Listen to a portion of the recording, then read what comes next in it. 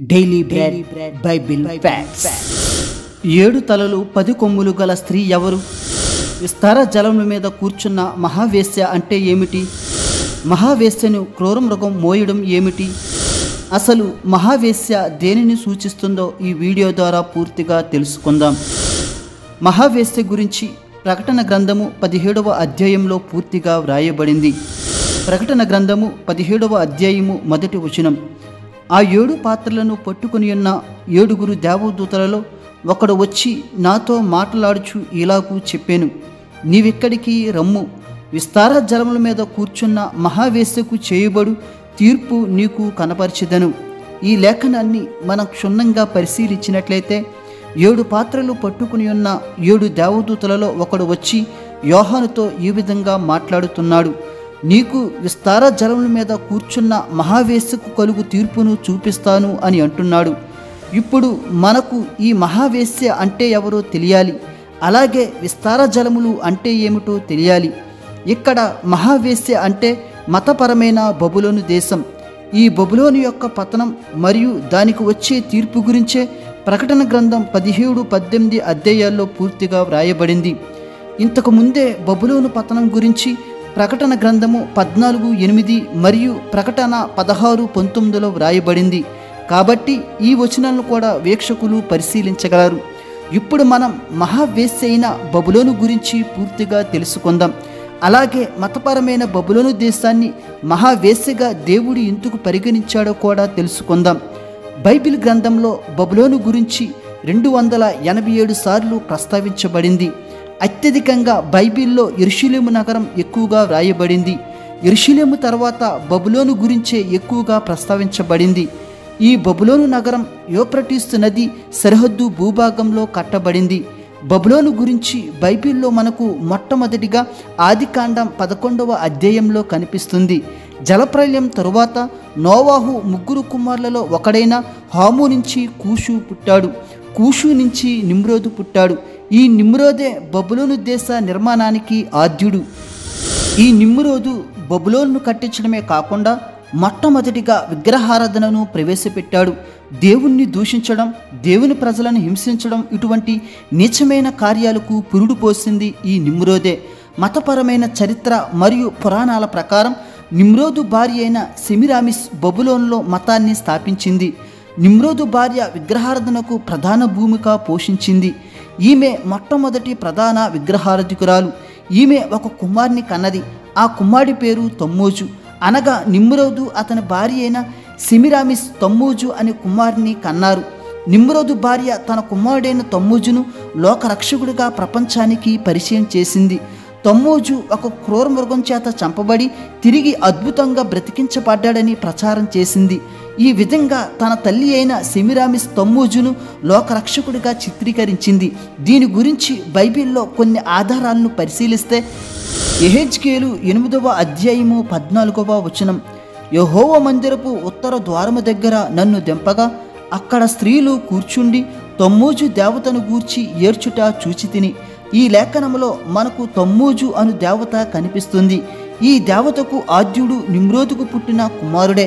ఆ కుమారుడు తమ్మూజు. ఇక్కడ స్త్రీలు ఎందుకు ఏడుస్తున్నారు అంటే తమ్మూజు దేవతను నమ్ముకుంటే సంతానం కలుగుతుందని నమ్మకం. ఈ విధంగా సాతాను మానవ హృదయాలను సత్యదేవుడికి దూరం చేస్తుంది. దీనికి పునాది నిమ్రోదు కాలంలోనే సాతాను వేసింది. అలాగే ఇర్మియా గ్రంథము 7:18 మరియు ఇర్మియా గ్రంథము 44:25లో ఉన్న ఆకాశపురాణి దేవతకు పునాదులు వేసింది ఈ బబులోను దేశమే. ఈ ఆకాశరాణి దేవత నిమ్రోదు భార్య అయిన సెమిరామిస్గా ప్రసిద్ధి పొందింది.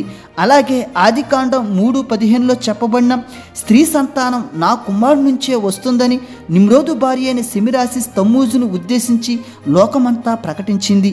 ఈ విధంగా సైతాను జలప్రలయం తర్వాత నిమ్రోదు కుటుంబం నుంచి బబులోను కేంద్రంగా మొట్టమొదటిగా విగ్రహారాధనను ప్రవేశపెట్టింది. అప్పట్లో లోకమంతా ఒకే భాష, ఒకే ప్రభుత్వం ఉండేది. దీనిని నిమ్రోదు కుటుంబం నడిపిస్తుంది. లోకమంతా నిమ్రోదునే ఆరాధించేవారు.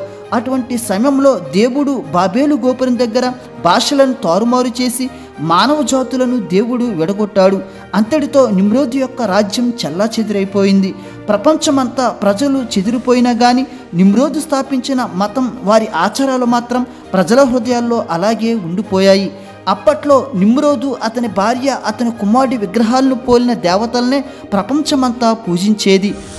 ఉదాహరణకు పాత నిబంధన కాలంలో కనాను దేశంలో ఉన్న అష్టోరోతు బయలుదేవతలు, మరియు ఐగుప్తు దేశంలో ఐసిస్ హోరస్ దేవతలు, మరియు గ్రీకు దేశంలో ఎఫ్రోడితు ఇరాస్ దేవతలు, అలాగే రోమా సామ్రాజ్యంలో వీనస్ క్యూపిడ్ దేవతలు, మరియు గ్రీసు దేశంలో కొన్ని దేవతా విగ్రహాలు. ఇప్పుడు మీకు చెప్పిన దేవతలన్నీ నిమ్రోదు అతని భార్య అయిన సెమిరామిస్ విగ్రహాలకు దగ్గరి పోలికలు ఉంటాయి.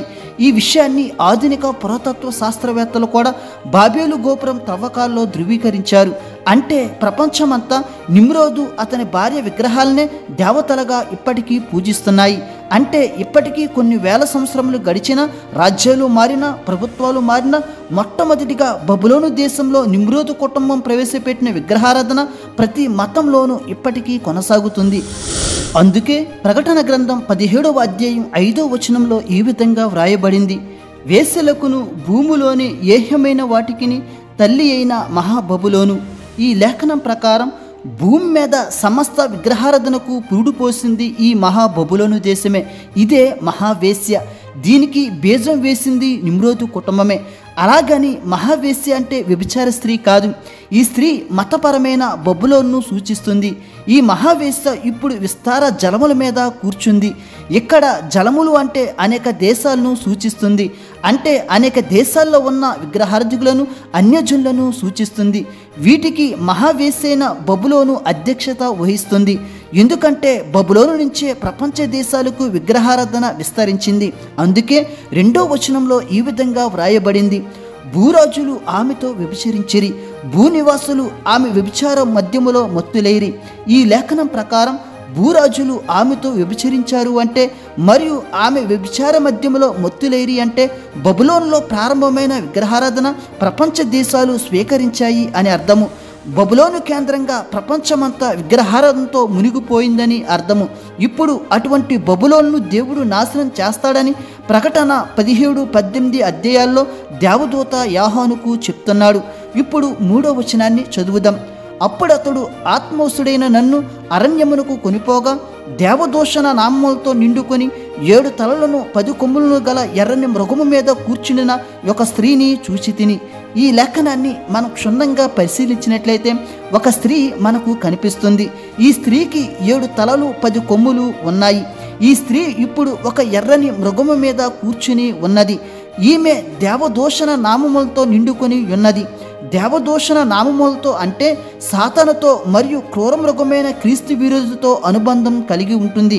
కానీ పైకి మాత్రం మత విశ్వాసురాలుగా కనిపిస్తుంది. ఈ విధంగా భూమి మీద ప్రజలను మోసగిస్తుంది. అలాగే 7 తలలు 10 కొమ్ములు గురించి ప్రకటన గ్రంథము 13వ అధ్యాయంలో కూడా వ్రాయబడింది. అలాగే ప్రకటన గ్రంథము 12వ అధ్యాయంలో సూర్యుని ధరించిన స్త్రీ కనిపిస్తుంది. ఈ స్త్రీ ఇజ్రాయేళ్లను సూచిస్తుంది.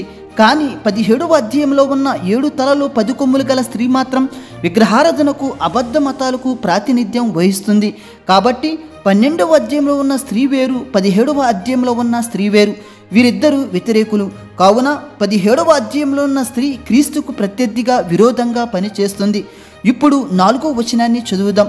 ఆ స్త్రీ ధూమ్ర రక్తవర్ణము గల వస్త్రము ధరించుకుని బంగారముతోనూ రత్నములతోనూ ముత్యములతోనూ అలంకరింపబడినదై ఏహమైన కార్యములతోనూ తాను చేయుచున్న వ్యభిచార సంబంధమైన అపవిత్ర కార్యములతోనూ నిండిన ఒక సువర్ణ పాత్రను తన చేత పట్టుకుని ఉండెను. ఈ లేఖనాన్ని మనం పరిశీలించినట్లయితే ఈ స్త్రీ ధూమ్ర రక్తవర్ణములు గల వస్త్రాలు ధరించుకున్నది. ధూమ్ర వర్ణము అంటే పర్పుల్ కలర్ అని అర్థము. రక్తవర్ణము అంటే ఎరుపు రంగు అని అర్థము. ఈ రంగులు అప్పట్లో బట్టల తయారీకి ఉపయోగించేవారు. ఇవి చాలా అరుదుగా దొరికే రంగులు. కావున అప్పట్లో ఇవి చాలా ఖరీదైనవి. ఈ రంగులు ఇప్పుడు దేనిని సూచిస్తాయంటే పాలకులను, ఆర్థిక రాజకీయాలను సూచిస్తుంది.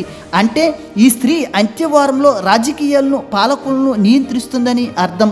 అలాగే ఈ స్త్రీ బంగారం, రత్నాలు, ముత్యాలు అలంకరించుకుంది. ఇది వాణిజ్య వ్యాపారాలను సూచిస్తుంది. ఈ విధంగా ప్రపంచ దేశాలను మభ్యపెట్టి విగ్రహారాధనకు ఈ స్త్రీ ప్రేరేపిస్తుంది. ఇప్పుడు 5వ వచనాన్ని చదువుదాం. దాని నొసట దాని పేరు ఇలాగూ వ్రాయబడి ఉండెను: మర్మము వేశ్యలకును భూములోని ఏహమైన వాటికిని తల్లి అయిన మహాబబులోను. ఈ లేఖనాన్ని మనం పరిశీలించినట్లయితే ఈ స్త్రీ నుదుటి మీద మర్మము అని వ్రాయబడింది. మర్మము అంటే రహస్యము అని అర్థము. ప్రాచీన కాలంలో రోమన్ వేశ్యలు తమ పేరుతో వ్రాసిన హెడ్ బ్యాండ్లను నుదుటి మీద కట్టుకునేవారు. అలాగే మహాబబులోని అయిన ఈ వేశ్య కూడా నుదుటి మీద పేరును వ్రాసుకుంది. ఇప్పుడు 7వ వచనాన్ని చదువుదాం. ఆ దూత నాతో ఇట్లెనను, నీవేళ ఆశ్చర్యపడితివి. ఈ స్త్రీని కూర్చిన మర్మమును 7 తలలను 10 కొమ్ములను గలిగి దాని మోయుచున్న క్రూరమృగమును గూర్చిన మర్మమును నేను నీకు తెలిపెదను. ఈ లేఖనాన్ని మనం పరిశీలించినట్లయితే ఇంతకీ 7 తలలు 10 కొమ్ములు గల స్త్రీని ఎవరు మోస్తున్నారు అంటే ఒక క్రూర మృగము మోస్తుంది. ఆ క్రూర మృగము ఎవరంటే క్రీస్తు విరోధి. అలాగే 7 తలలు అంటే ఏమిటంటే 9, 10 వచనాల్లో ఈ విధంగా వ్రాయబడింది. ఇందులో జ్ఞానము గల మనస్సు కనబడును. ఆ 7 తలలు ఆ స్త్రీ కూర్చున్న 7 కొండలు మరియు 7 రాజులు కలరు. 5 కూలిపోయిరి. ఒకడున్నాడు, కడమవాడు ఇంకను రాలేదు. వచ్చినప్పుడు అతడు కొంచెము కాలం ఉండవలను. ఈ లేఖనాన్ని మనం క్షుణ్ణంగా పరిశీలించినట్లయితే 7 తలలు అంటే 7 కొండలు అని అర్థము. 7 కొండలు అంటే 7 రాజులు అని అర్థము. అసలు 7 కొండలు అని ఎందుకు వ్రాయబడింది అంటే యోహాను ప్రకటన గ్రంథం రాసేటప్పుడు రోమా సామ్రాజ్యంలో ఉన్నాడు. నిజముగా రోమా పట్టణం 7 కొండల మీద కట్టబడింది. అయితే ఈ 7 కొండలు రోమా పట్టణాన్ని సూచిస్తే తరువాత 7 రాజుల కలరు అని వ్రాయబడింది. అయితే ఈ 7 రాజులు ఎవరు? బైబిల్ ప్రకారం 7 రాజులు అంటే 7 రాజ్యాలను సూచిస్తాయి. దానియేలు గ్రంథంలో నెబుకద్నెజరుకు 4 రాజ్యాలు దర్శనంలో కనిపించాయి. అవి ఏమిటంటే 1 బబులోను, 2 మాదీయ పారసీకులు, 3 గ్రీకు, 4 రోమా రాజ్యం. కానీ ఈ లేఖనంలో 7 రాజులు అని వ్రాయబడింది. కానీ మనకు 4 రాజ్యాలే కనిపిస్తున్నాయి. కానీ ఈ 4 రాజ్యాల కంటే ముందు ఇజ్రాయేలును 2 రాజ్యాలు బాధించాయి. అవి ఏమిటంటే 1 అషూరు, 2 ఐగుప్తు.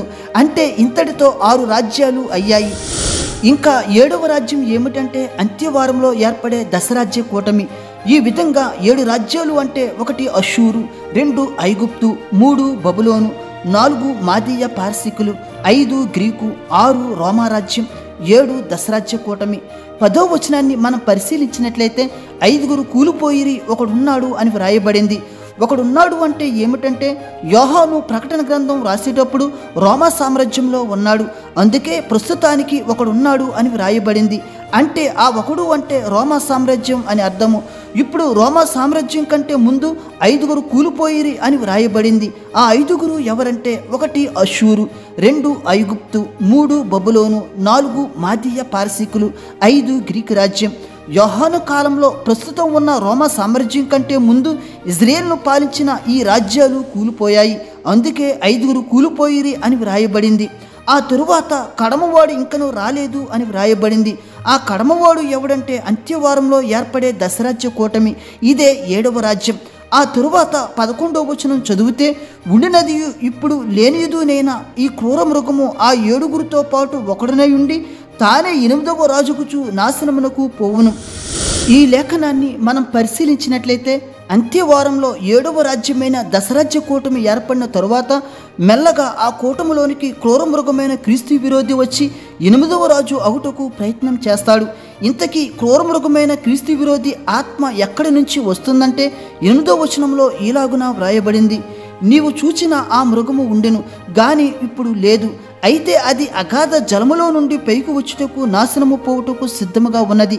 ఈ లేఖనం ప్రకారం ఈ మృగం అగాధ జలములో నుండి భూమి మీదకి వస్తుంది. ఇక్కడ అగాధ జలము అంటే పాతాళము అని అర్థము. అంటే పాతాళం నుండి మృగం బయటికి వస్తుంది. ఇంతకీ పాతాళం నుంచి వచ్చేది ఎవరంటే భూమి మీద మొట్టమొదటిగా విగ్రహారాధన ప్రవేశపెట్టిన నిమ్రోదు యొక్క ఆత్మ. ఈ నిమ్రోదు ఆత్మ క్రీస్తు విరోధిలో ప్రవేశిస్తుంది. అందుకే లేఖనంలో ఆ మృగము ఉండెను గాని ఇప్పుడు లేదు అని వ్రాయబడింది. అంటే నిమ్రోదు ఆత్మ ప్రస్తుతానికి పాతాళంలో ఉన్నది. తరువాత అంత్యవారంలో క్రీస్తు విరోధిలో ప్రవేశిస్తుంది. అలాగే 10 కొమ్ములు అంటే 10 రాజులు అని అర్థము. ఇది 12వ వచనంలో వ్రాయబడింది. ఈ 10 రాజులు అంత్యవారంలో ఏర్పడే దశరాజ్య కూటమి ఎలా ఏర్పడుతుంది, క్రీస్తు విరోధి సింహాసనాన్ని ఎలా అధిరోహిస్తాడు అనే విషయాలు ఈ 2 వీడియోల్లో పూర్తిగా తెలియజేశాను. గనుక వీక్షకులు ఈ 2 వీడియోలు చూస్తే మీకు మరింతగా అర్థమవుతుంది. ఈ విధంగా ప్రకటన గ్రంథం 17-18 అధ్యాయాల్లో మహావేశ్య గురించిన మర్మాలు వ్రాయబడ్డాయి. దేవుడు మిమ్ములను మీ కుటుంబములను దీవించునుగాక. ఆమేన్.